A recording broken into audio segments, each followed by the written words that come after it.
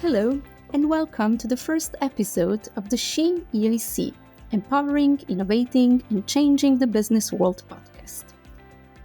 I'm your host, Sara Jud, and I'm working on the European Innovation Council Women Leadership Programme at EISMEA. This abbreviation stands for the European Commission Executive Agency for EIC and SMEs. This is the place where we nurture Europe's top tech ventures. Our Women Leadership Programme is the ultimate destination for women in tech who want to take their career to the next level. The program opens the door to a vibrant community of women innovators. It boosts their leadership skills and unlocks their full potential via a range of masterclasses, personal mentoring, business coaching, and a variety of networking opportunities. Hosting more cohorts per year, the program is open to EIC and EIT-supported women researchers, aspiring leaders, and entrepreneurs. And featured under our Women Leadership Programme, I'm extremely pleased to welcome you today to our new podcast series, Our Women Entrepreneurs. We will shine a spotlight on outstanding women among Women Leadership Programme participants and EIC awardees. Their success stories will hopefully pave the way for other women to take center stage as leaders and innovators. Plus, we are teaming up with EIC Business Acceleration Services, helping all EIC awardees scale and make their businesses thrive. So, get ready to be inspired. Today's episode explores a topic that has generated a lot of discussion in recent years: building and maintaining strong support networks for women in innovation. And to help us on this journey, here with us we have two successful women who have taken the leap from idea to actualization, each in her own respective field. First, it's my great pleasure to welcome Siva Konstance Snarby, co-founder and CEO of Connect the Dots, a medtech startup with a vision to revolutionize healthcare via virtual training experience for med professionals. Siva is also an alumni of the Women Leadership Programme. Hello, Siva. Hello, and thank you for having me. It's a pleasure to be here. The pleasure is all ours. Before we jump in, could you briefly introduce yourself the way you would at a networking event? Yes, so my name is Siva. I am a co-founder and CEO of the Connect the Dots. And at Connect the Dots, we work at facilitating training. And we build like a flight simulator, but for medical personnel, so they can perform extensive training to hone their skills. And this is to make them feel competent and confident in their daily life. And I've always been very passionate about learning and education. And this is way up in my alley, working with these things. So I'm excited to be here today to share my journey. Thank you. We are extremely honored for having you here. Coming to the second guest in our podcast, here with us is also Luisa Baltazar. She's a networking expert, founder and CEO of her Venture Hub. It's a platform to empower women leaders. And Luisa is also coaching and mentoring many women, also under the Women Leadership Programme, helping them navigate their challenging but rewarding journeys towards success. Hey, Luisa. Can you also briefly tell us more about yourself and your mission? Yes, gladly.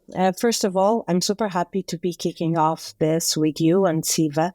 So I hope this will be the first of many, many, many inspiring episodes. I'm Luisa. I'm a happy, energetic, and world traveler, a 50-year young mother of two young adults that are starting their own lives. I'm Portuguese and American. I spent almost a decade in the Bay Area, California, where I eventually became a citizen and embraced the country, had my kids there. And throughout my career, I've been wearing many, many hats, which sometimes makes it hard for me or for other people to define me. At this moment, I am the CEO and founder of Her Venture Hub, which is an initiative that supports women amongst many things that we do. We support women in leadership, entrepreneurship, and the workforce. And I've been an innovator, an entrepreneur. My first business, I was 17 years old, a leader, sometimes by chance and sometimes by choice, and a teacher, a trainer, a mentor, and a coach. So excited to share a little bit of the result of that path.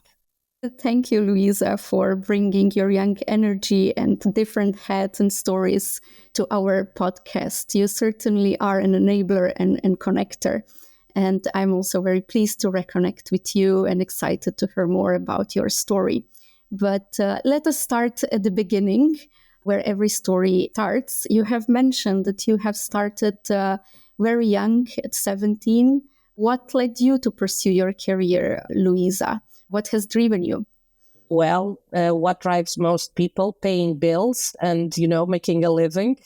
I started young for external reasons. I didn't have a family. So at 14, 15, I was already working and studying. So my career is kind of slightly different from the majority of careers of nowadays because times are different now. Society saw me as someone that wouldn't have a lot of future or potential because not only I was a woman, but I also only had my high school diploma. So, there was kind of this idea of what I would be, and it wasn't in innovation or tech. But in fact, I think that what made me embark in my career was this growth mindset that I've always had. Because of that, I ended up because of that growth mindset, embracing a lot of topics and areas that I was curious. I started in HR admin, then I moved to global strategic marketing in tech.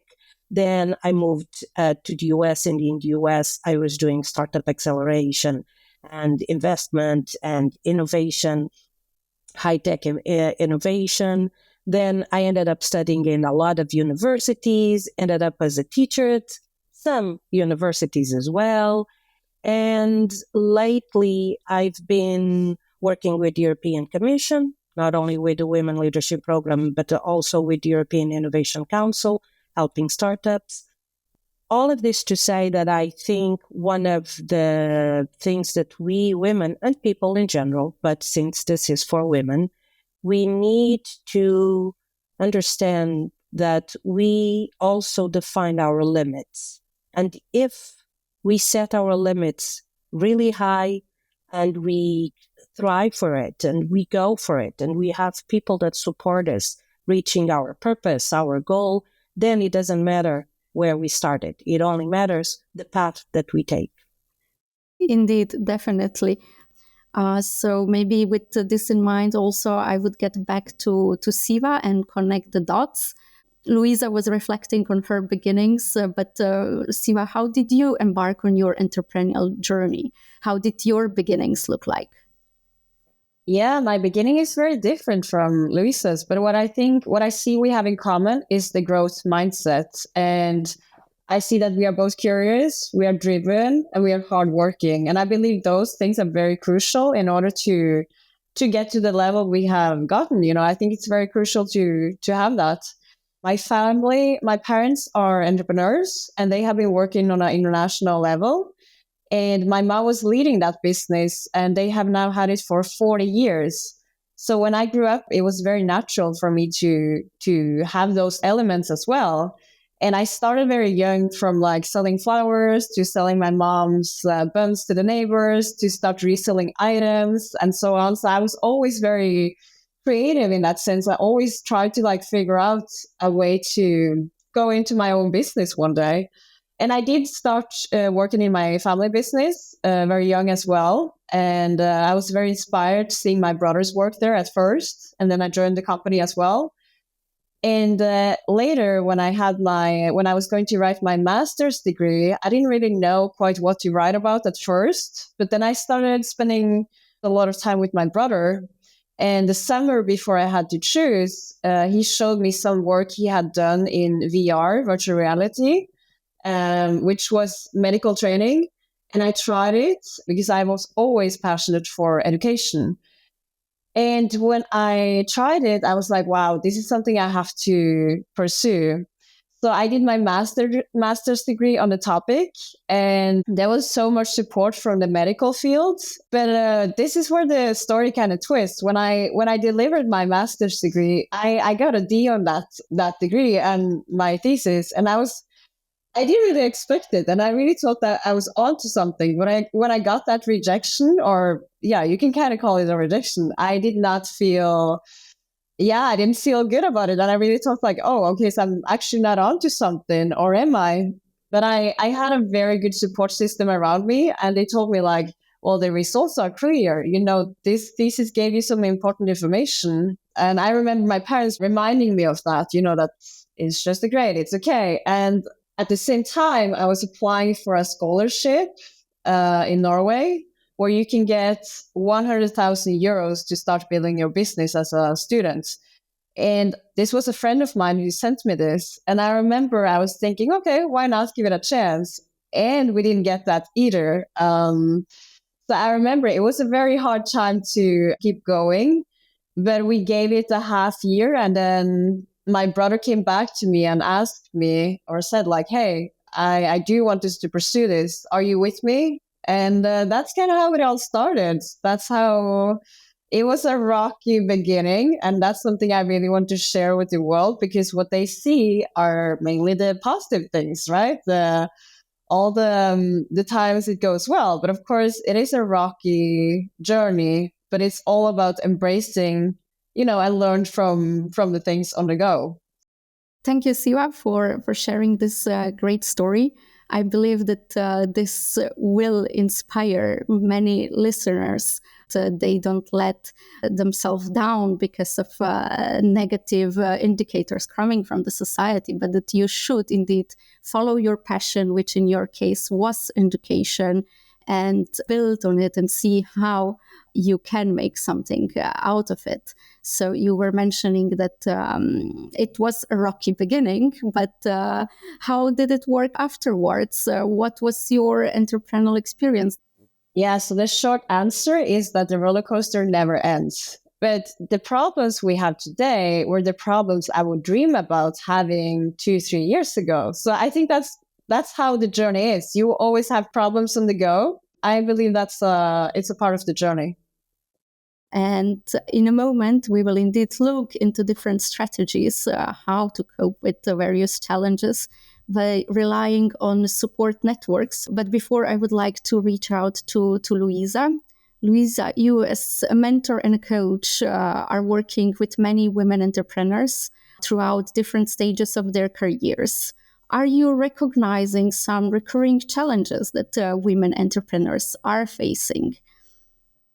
Yes, I am. And it's not only with women entrepreneurs, I would say it's women in general. It could be also entrepreneurs in general, no? Yes, entrepreneurs in general. But there are specifics that I've been identifying with women entrepreneurs and women leaders, and even women in the workforce. So that takes me to believe that it is more related to our condition of us being a woman than it is of us being an entrepreneur. For example, there's a lot of topics that have been studied, that have been numbered and fact-checked and etc. We even had a Nobel Prize for Economics addressing some of those issues. But there's one that is common everywhere in the world, which is the burden that we accumulate with roles. The roles that are on women are accumulative. They're not a choice. You're supposed to be a leader. You're supposed to be an entrepreneur. You're supposed to be a mother. You're supposed to be a caregiver. You're supposed to be a friend. You're supposed to be a lover. You're supposed to be a wife. None of these are one or the other. So now, if we're entrepreneurs, we're supposed to be the best leaders of our venture. We're supposed to go after money. We're supposed to go after partnerships. But the roles that we already had, they stay and they linger. So there's this burden that is put on us that is not relieved.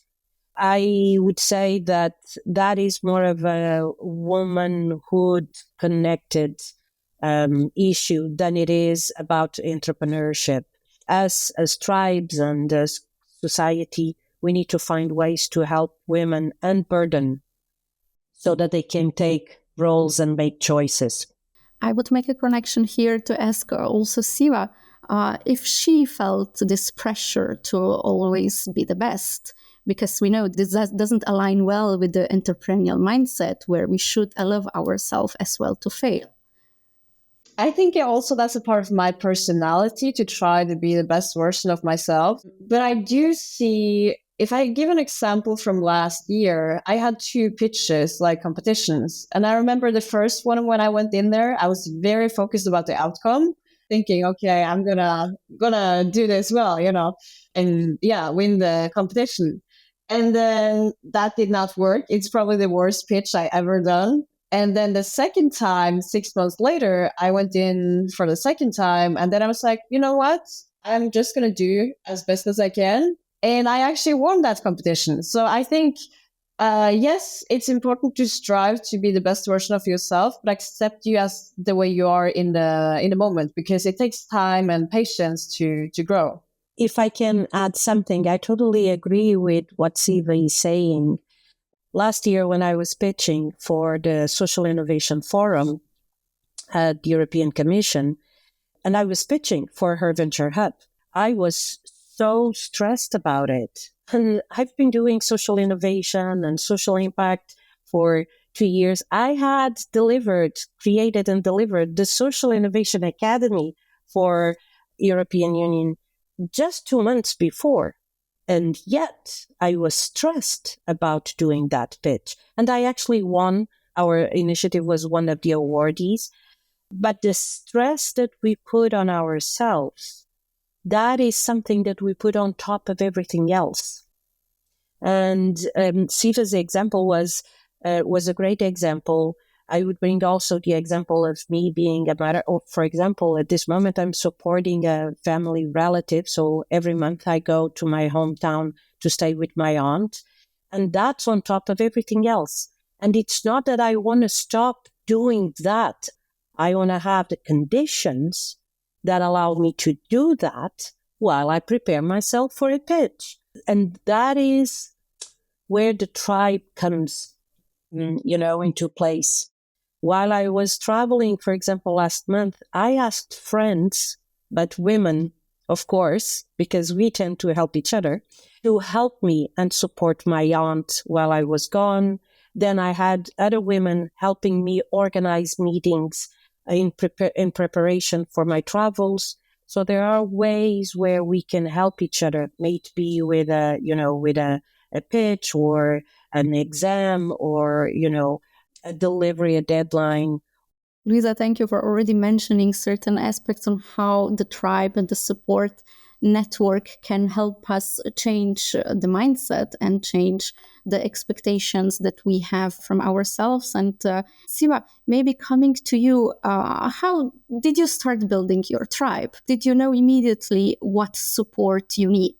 How do you identify the sources of support and who would help you in a certain moment? Is that something that you proactively do, or is this something that grows naturally along the way when your career progresses?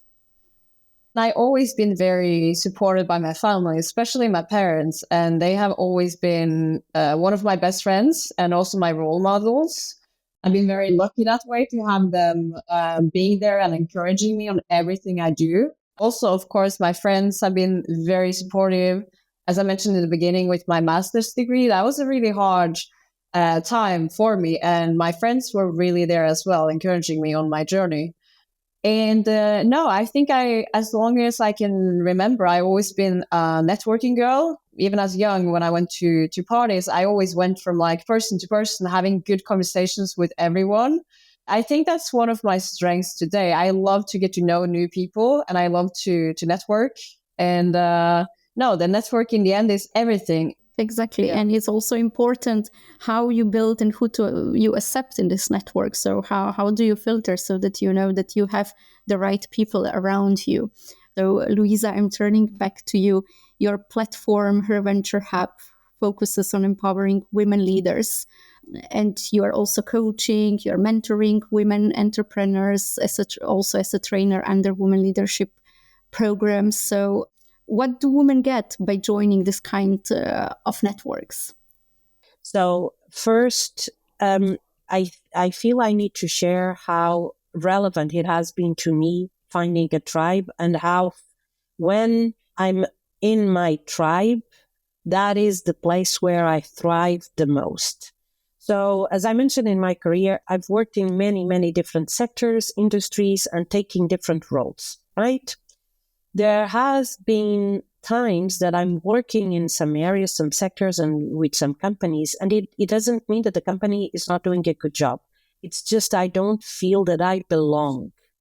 I have changed so many times sector, industry topics, that there are ones that immediately I feel motivated, I feel driven, I feel sparking. I wake up and I want to work. And this, usually it's a good sign that we're with a tribe. So this is a very good indicator that you found a tribe. It's when you don't struggle. It means that you feel that you belong. I know that when you are part of a community, a network, or a tribe, you get validation, you get opportunities, which can be commercial, learning, different types of opportunities. And you get visibility, validation, opportunities. These are the main things that you should be taking away from your network and your tribe and your community, but you should be providing as well. So because of that, and answering directly your question, how we at Her Venture Hub, we do it, if a community and a tribe is diverse enough, it will have people that are ahead of the game and people that are behind of the game. When your community has a sense of paying it forward, contributing, but also a feeling comfortable to ask for help, there is always someone ahead of you and someone behind of where you are. Always, in everything in life. So when you feel comfortable in your tribe, you feel empowered to help those that need, but you also feel empowered to ask for help. And this is a balance that not always is easy, because it's a mix of humbleness with a mix of ego, because you need to be proud of your achievements to take the role of mentor and of a leader and of a coach, but keeping the humbleness of asking for help when needed. This was very well said. Thank you, Luisa. To summarize, I understand that the added value of the tribe is that indeed powers community, its members, but the challenging way is to find the balance between, how much you get out of the tribe and how much indeed you also have to put in for other members to have value out of it. And maybe now coming to another concrete example, it's the Women Leadership Programme that we are running in the European Innovation Council. And as mentioned earlier, Siva has been an alumni of the program as a beneficiary of EIC Women Tech EU funding. So she's been in a program that have provided participants with master classes, coaching, mentoring, as well as certain networking opportunities. Siva, did you find this sense of a tribe in our Women Leadership Program? Yeah, first, I just want to comment on what Luisa said. I think that's so crucial when you have in the tribe, you have someone who are ahead of the game and someone who are behind. And I think that's really the key. When we started the company, we went straight into an office where there were many other startups. And I don't think we would have been where we are today if we didn't have that place. When I started there, I don't think there were any other female leaders or females, not many females in the startup there. But I really do remember that the men who was there, I do want to bring in the men as well, because I think they are great support. They were so open to give feedback, and that really helped us to go where we needed to go. I think that's the beauty of the different genders as well. You have different qualities that some are better at. And to answer your question, the most important lesson I think I learned through the program was embracing the setbacks, learn from them and grow and change how you do it in the future. Same with rejections. There will be many, many rejections on the way. So I would say now we are good at handling rejections. We know, okay, we're just going to go and tweak a little or a lot, and then we come back again. So I think that's really the biggest takeaway from my journey here. And I think you have to try, take action, go out there, reflect, engage with someone who are ahead of the game, and then you have to learn and try again. It's all about getting back on the horse. I also can stress the importance of having diversity in the tribe. So we are trying indeed to engage also male mentors, business coaches, trainers, and we had mixed participation in the program of engaging researchers and entrepreneurs, and this worked very well. But what maybe we are concerned now is how to make these connections that have been done during the program alive also beyond, because connections are created, people exchange, but during the program, but then you have to make connections alive as well. You have to nurture them. Luisa, as a network expert, how do entrepreneurs ensure that they keep their support networks alive? So, and by the way, totally agree with Siva and you, Sara, of course, that men are part of the solution. We have a mix of business experts and business coaches in the European Innovation Council, and that also contributes to the Women Leadership Programme. And many of my best opportunities in my career and support in life have been provided by men, not only by women. So regarding how entrepreneurs keep their support networks alive, keeping a networking going and being a value, and let's recap that being a value needs to provide you with resources, opportunities, and with knowledge. We women could do something closer to what men do in their gentlemen clubs, right? Men have always been very, very good because society created the conditions for it, not because they have a different gene that we have. It's because society was creating the men, gentlemen's club. They would exchange privilege, information. And information, it's knowledge, and knowledge is competitive advantage. It's very good when we go to a network event or to a community or to a tribe or to a program like this and have a clear idea of what we need. So maybe getting that clarity with our personal network, that would be ideal if before joining a program such as Women Leadership Programme, one would sit with other startups, other people, other elements of the tribe and say, hey, I'm going to be part of this program. What kind of questions should I be bringing into the program? What kind of challenges should I be looking at? So these are different types of looking for support in the network. And when we do this, we're already activating the network and we're already contributing, because not only we're sharing about the program, but we're also bringing more value to the program. There are always, always, always ways to contribute to the network. And this continuous loop is a good way for entrepreneurs to keep the network alive. Indeed. Siva, maybe to reflect these words in practice, you are certainly giving back to your network by participating today and advocating on behalf of the Women Leadership Programme. But are you also so objective focused when approaching new networking opportunities?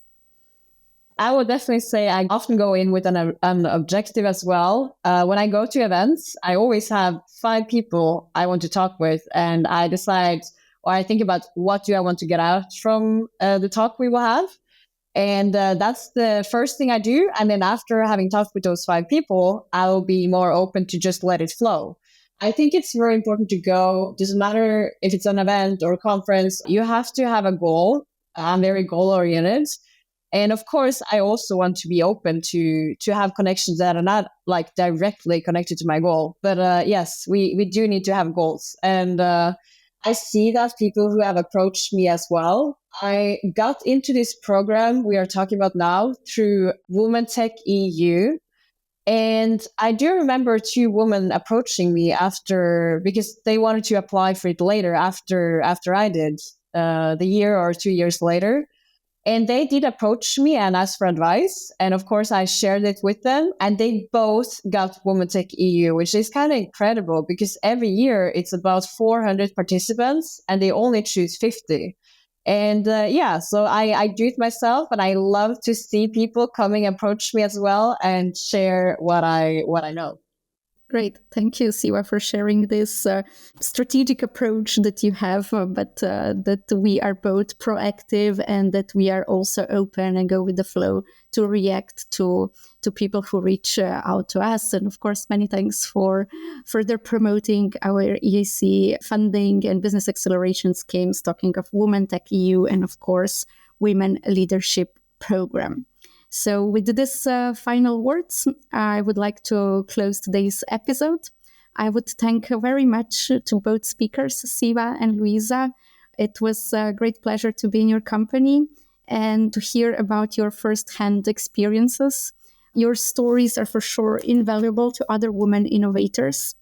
And also thank you to our listeners for tuning in.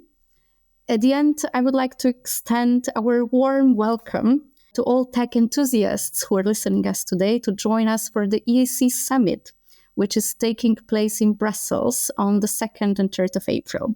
This will be 2 days of inspiring sessions, tech deep dives, and great networking opportunities where you will be already able to put some tips that you have heard today into practice. Plus, you will get an A to Z guide on European funding schemes and business acceleration support. So this is definitely the place to be and also to meet our great beneficiaries like Siva and our great enablers like Luisa. So we really look forward to welcoming you back for the next monthly episode of SheEIC, empowering, innovating, and changing the business world in early April. Bye!